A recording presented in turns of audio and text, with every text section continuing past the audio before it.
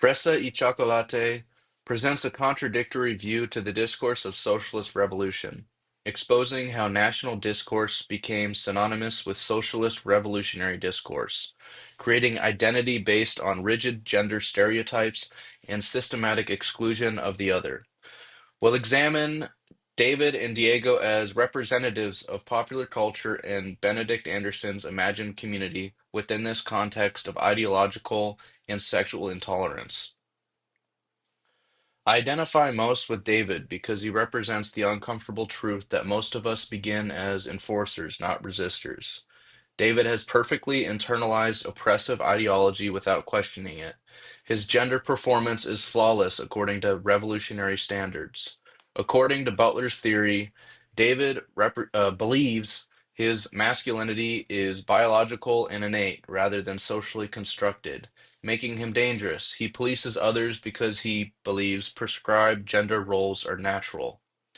My identification comes from recognizing the universal experience of discovering that everything you believed about identity and belonging was constructed to maintain power.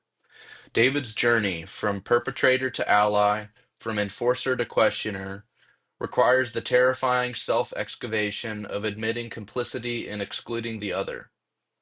Diego demonstrates what David learns, that all gender is performed, and that refusing prescribed performances is both courageous as well as authentic.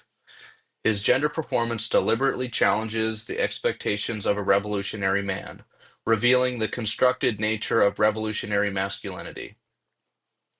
Unlike Diego's elite intellectualism, David represents ordinary Cubans who absorbed revolutionary ideology through education and social pressure, the product of revolutionary popular culture's success.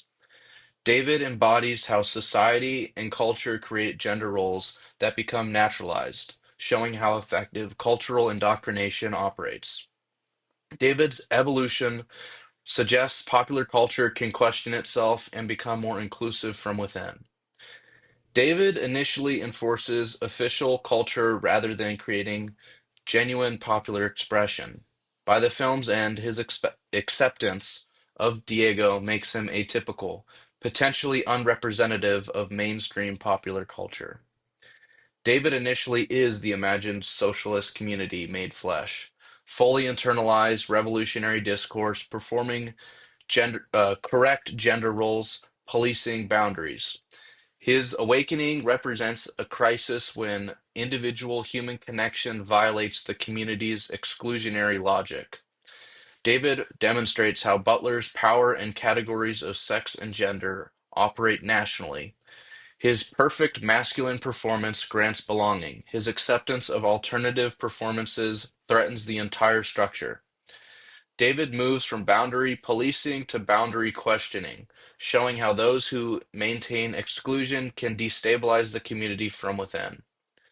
Most Cubans didn't have a Diego to challenge their worldview. David's evolution may be too atypical. David's conformity reveals the community is maintained through surveillance and fear rather than authentic horizontal comradeship.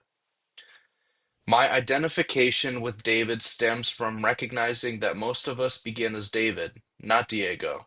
We internalize prescribed roles, perform expected gender, and police those who don't conform. David's journey reveals that all gender is performed. His revolutionary masculinity was constructed and maintained through his own policing. The film shows that establishing socialist normative requires excluding the other, but this exclusion is maintained by ordinary people performing prescribed roles. David's awakening suggests the imagined community's greatest threat isn't external resistance but internal questioning, when enforcers recognize their performances as constructed rather than natural.